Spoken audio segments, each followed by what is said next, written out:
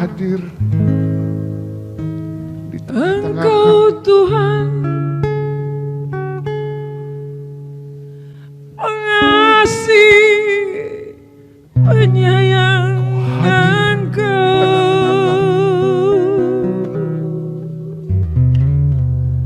Engkau ada di depan. Murah hati Tuhan, panjang sabar Tuhan. Maka hatiku hancur.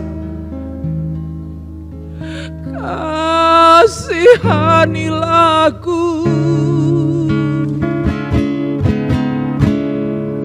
tolonglah aku.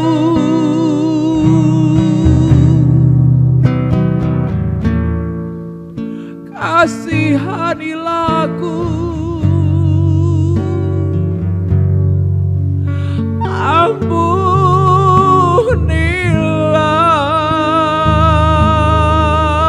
Aku berseru padamu, ampunilah dosaku. Tuhan, Ya Tuhan, ampuni ampuni salahku Tuhan. Aku tidak dapat membayar hutang dosaku. Ampunilah aku. Sembuhkanlah aku.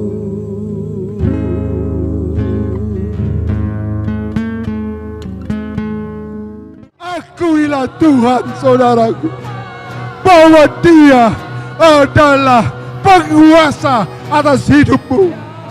Kami patahkan dan oleh bilur-bilur Yesus menyembuhkan pada malam hari ini. Haleluya! Stroke 8 tahun disembuhkan oleh Tuhan Yesus.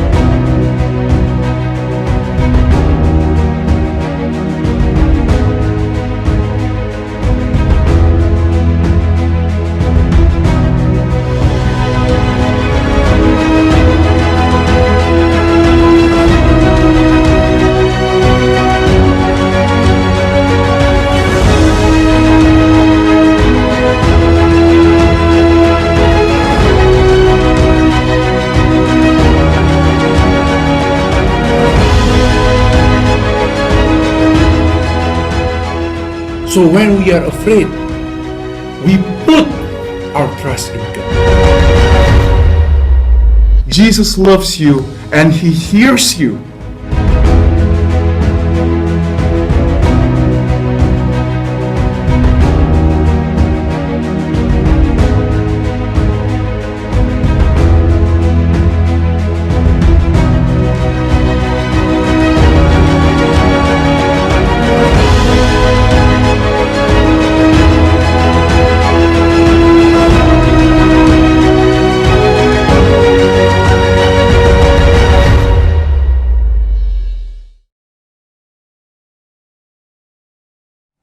Shalom, haleluya. Saudaraku, selamat berjumpa kembali dalam acara KPP Online pada hari ini tanggal 22 Juni. Saudaraku sekalian, tahun 2020. Kita akan memulai acara kita. Mari kita sama-sama berdoa. Bapa kami yang di surga, kami sungguh bersyukur pada malam hari ini kami dapat mendengarkan firman Tuhan. Hari ini adalah hari yang berbahagia. Kami mendengarkan firman-Mu ya Tuhan. Kiranya firman-Mu yang membuat kami menjadi diselamatkan, dibebaskan dari segala ikatan-ikatan dosa dan disembuhkan. Kami bersyukur ya Tuhan. Bapa kami sorga, terima kasih atas kesempatan ini. Di dalam nama Yesus Kristus. Amin. Saudaraku, mari kita memulai acara kita. Tema pada malam hari ini adalah Yesus membangkitkan anak Yairus dari kematian. Kita akan baca dari Markus 5 ayat 21 sampai 24, lalu ayat 35 sampai 43. Mari kita baca. Sesudah Yesus menyeberang lagi dengan perahu, orang banyak berbondong-bondong datang lalu mengerumuni dia, sedang ia berada di tepi danau. Datanglah seorang kepala rumah ibadat yang bernama Yairus. Ketika ia melihat Yesus, tersungkurlah ia di depan kakinya dan memohon dengan sangat kepadanya. Anakku perempuan sedang sakit, hampir mati. Datanglah kiranya dan letakkanlah tanganmu atasnya, supaya ia selamat dan tetap hidup. Saudaraku, Yairus, ayah dari anak perempuan yang usianya 12 tahun ini, datang memohon kepada Tuhan dan memohon dengan sangat sampai dia tersungkur di depan kaki Yesus dan memohon supaya Yesus datang ke rumahnya, sebab anaknya sudah hampir mati. Anaknya sudah hampir mati, saudaraku sekalian. Saudaraku sekalian, anaknya sudah betul-betul parah, sehingga dia betul-betul memohon kepada Yesus untuk datang ke rumahnya. Saudaraku sekalian, lalu ayat 24, pergilah Yesus dengan orang itu. Orang banyak berbondong-bondong mengikuti dia dan berdesak-desakan di dekatnya. Nah, saudaraku, jadi Yesus mau datang ke rumah Yairus karena anaknya itu sudah hampir mati, at the point of death, saudaraku sekalian. Betul-betul sudah hampir mati, saudara. Dan dia datang ke rumah Yairus, tapi orang banyak berbondong-bondong juga ikut. Mereka semua ingin tahu apa yang akan terjadi.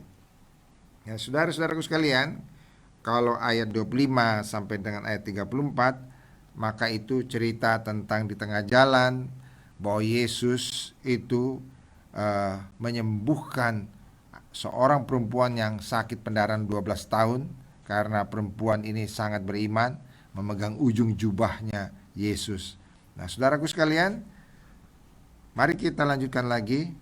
Setelah perempuan itu disembuhkan, maka ayat 35, ketika Yesus masih berbicara dengan perempuan itu yang dengan iman disembuhkan karena dia memegang ujung jubahnya Yesus itu, ketika Yesus masih berbicara pada ayat 35, datanglah orang dari keluarga kepala rumah ibadat itu. Jadi familinya datang, saudaraku, famili Yairus datang dan berkata, anakmu sudah mati. Apa perlunya lagi engkau menyusah-nyusahkan guru? Saudaraku, memang anaknya sudah mau mati, saudaraku sekalian. Dan saudaraku, karena itu Yairus benar-benar sungguh-sungguh buru-buru mencari Yesus untuk supaya Yesus datang dengan satu harapan sebelum anaknya benar-benar mati. Yesus menumpangkan tangan atas anaknya dan anaknya menjadi sembuh, saudara. Itulah harapannya, saudara. Jadi dia betul-betul berharap dan dia betul-betul ingin bahwa Yesus datang untuk menyembuhkan anaknya. Tapi apa yang terjadi, saudara? Di tengah jalan, familinya atau keluarganya datang, udah mati. Anakmu sudah mati. Jadi buat apa lagi nyusah-nyusahkan guru, nyusah-nyusahkan Yesus buat apa? Karena sudah mati. Karena pikiran mereka, ya sudah mati, ya sudah. Jadi sudah tidak mungkin lagi disembuhkan. Karena sudah lewat waktunya, karena dia mati, saudaraku sekalian. Dalam pikiran mereka, Yesus sanggup menyembuhkan. Tetapi dalam pikiran mereka, mereka belum berpikir bahwa Yesus sanggup membangkitkan anak perempuan yang sudah mati ini, saudara. Karena itu dia bilang, buat apa disusah-susahkan lagi? Ya sudah, dia sudah mati. Tinggal kita kubur saja. Nggak perlu lagi Yesus datang ke rumah kita. Nah, saudaraku, ketika hal itu terjadi, apa yang Yesus katakan di ayat 3, Yesus katakan di ayat 36, mari kita baca. Tapi Yesus tidak menghiraukan perkataan mereka dan berkata kepada kepala rumah ibadat, "Jangan takut, percaya saja." Saudaraku, jangan takut, percaya saja. Saudaraku, saya dapat membayangkan bagaimana perasaan Yairus. Mungkin dia pun juga sudah hilang semangatnya karena anaknya sudah mati, dan keluarganya juga sudah datang memberitahu anak sudah mati. Buat apa lagi menyusah-nyusahkan guru? Dan saudaraku, dia mungkin sudah kehilangan satu dorongan untuk menerima mujizat dari Tuhan karena anaknya sudah mati. Tetapi tiba-tiba Yesus sendiri yang berkata kepadanya, "Jangan takut, percaya saja. Jangan takut, anakmu pasti selamat." Saudaraku sekalian, saudaraku, Yairus dikuatkan oleh Yesus karena Yesus sendiri yang berkata, "Jangan takut, percaya saja. Anakmu pasti selamat." Saudaraku sekalian, itulah yang dikatakan Yesus kepada Yairus. Saudaraku, saya yakin perkataan Yesus itu menguatkan lagi, membuat Yairus semakin semangat lagi, saudara. Walaupun anaknya sudah mati, tetapi Yesus bilang percaya saja, maka dia timbullah, saya percaya timbullah satu pengharapan bahwa Yesus sanggup melakukan mujizat dan menyembuhkan, bukan saja menyembuhkan, membangkitkan anaknya yang sudah mati. Lalu Yesus ayat 37 tidak memperbolehkan seorang pun ikut serta kecuali 3 muridnya, yaitu Petrus, Yakobus, dan Yohanes, saudara Yakobus. Mereka tiba di rumah kepala rumah ibadat, dan di sana dilihatnya orang-orang ribut, menangis dan meratap dengan suara nyaring. Saudaraku sekalian, ini ciri-ciri khas orang yang baru memperoleh satu kedukaan karena kematian salah satu anggota keluarga di rumah itu. Saudaraku, maka semua orang yang ada di situ, wah, ribut. Semua orang di sana menangis. Semua orang di sana mungkin meratap. Saudaraku, sangat ribut, meratap, menangis, meraung. Mungkin saudara semua menyatakan kesedihannya. Semua merasakan kesedihan dan menangis. Saudaraku, suasananya pasti saudara dapat bayangkan, karena saudara mungkin pernah mendatangi rumah yang ada di dalam kedukaan. Nah, saudaraku, sesudah ia masuk, ia berkata kepada orang-orang itu. Apa kata Yesus kepada orang-orang yang lagi ribut, lagi menangis, lagi meraung-raung, mungkin lagi menjerit-jerit? Saudaraku sekalian, karena ada kematian, saudaraku, Yesus masuk ke rumah itu dan berkata kepada orang-orang yang menangis itu, saudaraku sekalian. Yesus berkata begini, "Mengapa kamu ribut dan menangis? Anak ini tidak mati, tapi tidur." Saudaraku, Yesus datang dan berkata demikian. Padahal saudaraku, saudara, memang anak itu sebenarnya sudah mati. Tetapi Yesus berkata sesuatu yang mengandung satu mujizat, saudaraku. Anak ini tidak mati, tetapi tidur. Nah, saudaraku, orang-orang yang nangis, yang berteriak-teriak, yang ribut ini, saudaraku sekalian, apa yang dilakukan oleh mereka ketika mendengar bahwa Yesus berkata, anak ini nggak mati, tetapi tidur. Ayat 40 berkata, maka mereka menertawakan dia. Yesus ditertawakan. Kenapa, saudaraku sekalian? Karena mereka melihat bahwa anak itu sudah mati. Karena itu mereka menangis. Mereka sudah tahu bahwa anak itu sudah tidak ada nafasnya. Karena itu mereka sedih. Karena itu mereka menangis. Karena itu mungkin mereka menjerit. Karena anak itu sudah mati, saudaraku. Tetapi datang Yesus berkata, anak itu tidak mati, tetapi tidur. Saudaraku, semua mereka tertawa, mentertawakan Yesus. Tapi lalu apa yang dilakukan Yesus? Maka diusirnya semua orang itu. Yesus mengusir semua orang itu. Karena apa, saudara? Ini orang-orang yang tidak percaya, karena diusir saja oleh Yesus. Lalu dibawanya ayah dan ibu anak itu, dan mereka yang bersama-sama dengan dia masuk ke kamar anak itu. Jadi saudaraku sekalian, semua orang yang ribut, menangis, meratap itu diusir oleh Tuhan Yesus.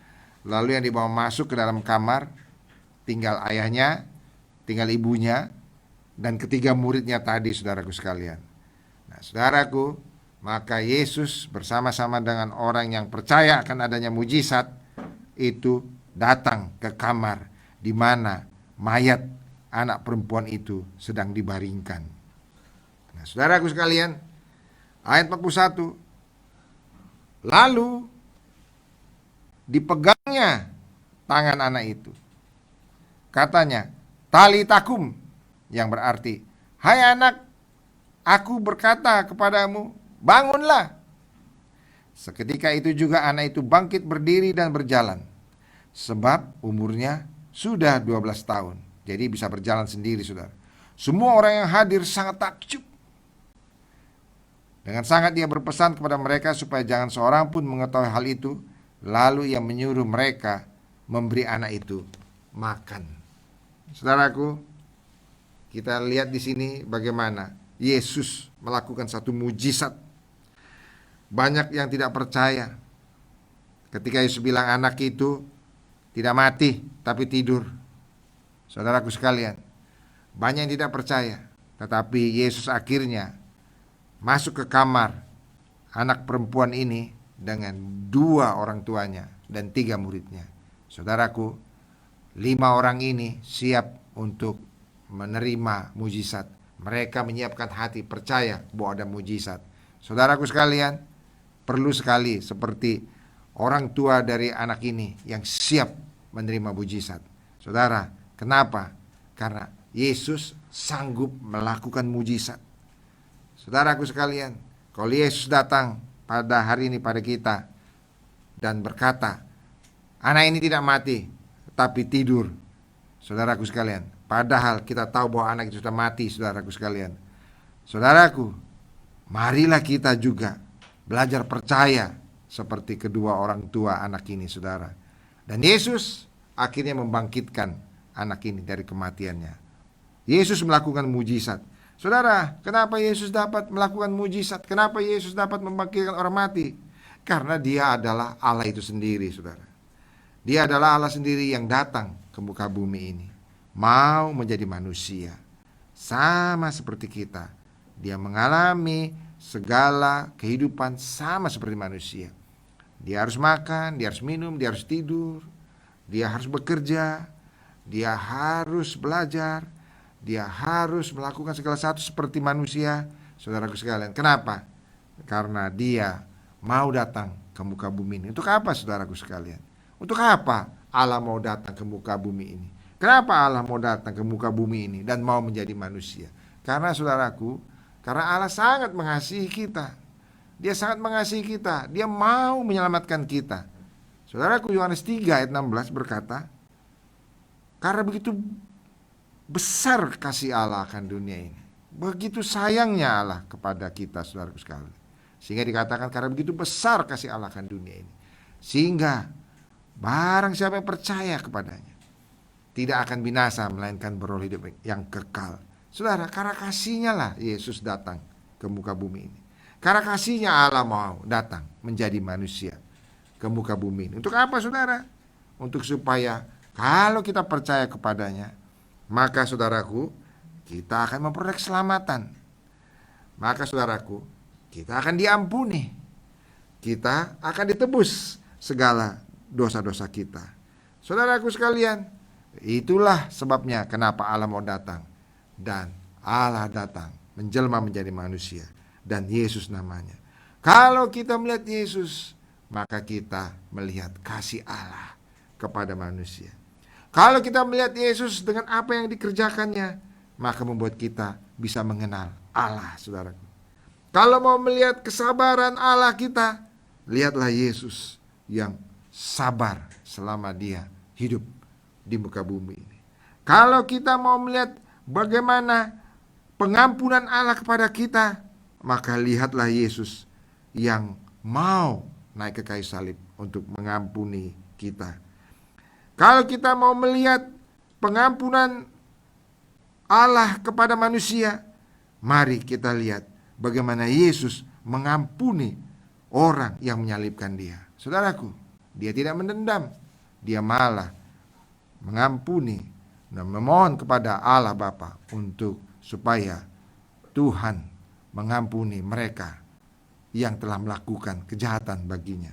Saudaraku sekalian, kalau kita mau melihat kuasa Allah, lihatlah pada Yesus yang sanggup membangkitkan orang mati seperti kita telah baca. Sanggup menghentikan badai, saudaraku sekalian. Sanggup memberi makan 5.000 orang hanya dengan 5 roti dan 2 ikan.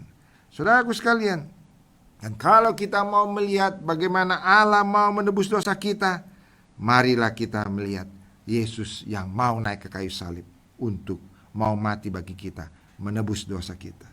Kalau kita mau melihat bagaimana Allah mau menyembuhkan kita yang sakit, saudaraku sekalian, mari kita lihat Yesus yang mau dicambuk dan dicambuk, tetapi bilur-bilurnya itu, firman Tuhan berkata, oleh bilur-bilurnya kita menjadi sembuh. Saudaraku, maukah saudaraku sekalian sekarang percaya kepada Yesus? Saudaraku, dia sanggup melakukan mujizat. Persoalannya adalah, maukah kita percaya kepada Yesus? Maukah kita percaya kepadanya? Kalau saudara percaya kepadanya, maka saudara akan diselamatkan. Kalau saudara mau percaya padanya, maka peristiwa penyaliban Yesus juga berlaku bagi saudara. Kalau saudara mau percaya padanya, maka saudaraku sekalian, darahnya yang tercurah di kayu salib itu juga berlaku bagi saudara, dapat mengampuni segala dosa saudara dan menebus segala hutang-hutang dosa saudara. Saudaraku sekalian, kalau engkau mau percaya kepadanya, mari saudaraku, kita akan berdoa pada saat ini untuk siapa yang percaya mau percaya padanya. Maka pada hari ini terjadi keselamatan bagi saudara dengan saudara betul-betul mengundang dalam hati saudara untuk supaya dia masuk ke dalam hati saudara dan menjadi Tuhan dan Raja dalam hidup saudara. Mari saudara, siapa yang mau percaya kepadanya, kita berdoa bersama-sama. Tuhan Yesus, saya percaya kepadamu. Saya percaya Engkau Allah yang Maha Kuasa, yang menjadi manusia dan mau mati bagi saya untuk menebus dosa-dosa saya.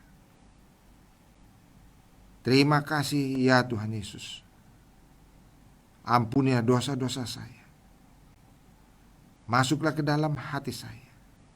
Dan mulai malam hari ini, jadilah Engkau Tuhan dan Raja bagi hidup saya. Terima kasih Tuhan Yesus. Amin. Amin. Saudaraku sekalian, saudara yang percaya kepada Yesus dan telah menerimanya di dalam hati saudara, maka saudara sekarang orang yang diselamatkan. Dan sesuai Yohanes 1:12, maka saudara adalah disebut anak-anak Allah. Saudaraku sekalian, selamat datang dalam kerajaan Allah. Saudara adalah anak-anak Allah yang memiliki Allah yang sangat mengasihi saudara dan berlaku seperti Bapa kepada saudara. Saudaraku, seorang Bapa pasti sayang pada anak-anaknya. Demikian juga Bapa kita di sorga. Nah, saudara-saudara, bagi saudara yang percaya pada Yesus dan sekarang dalam kondisi sakit, inilah waktunya pada saat ini saudara menerima kesembuhan dari Tuhan. Karena kita tahu, saudaraku sekalian, bahwa Yesus itu menebus dosa-dosa kita di kayu salib. Tapi juga firman Tuhan berkata dalam Yesaya 53 ayat 5 bahwa oleh bilur-bilurnya kita menjadi sembuh. Saudaraku, yang diperlukan hanya iman dari saudaraku sekalian.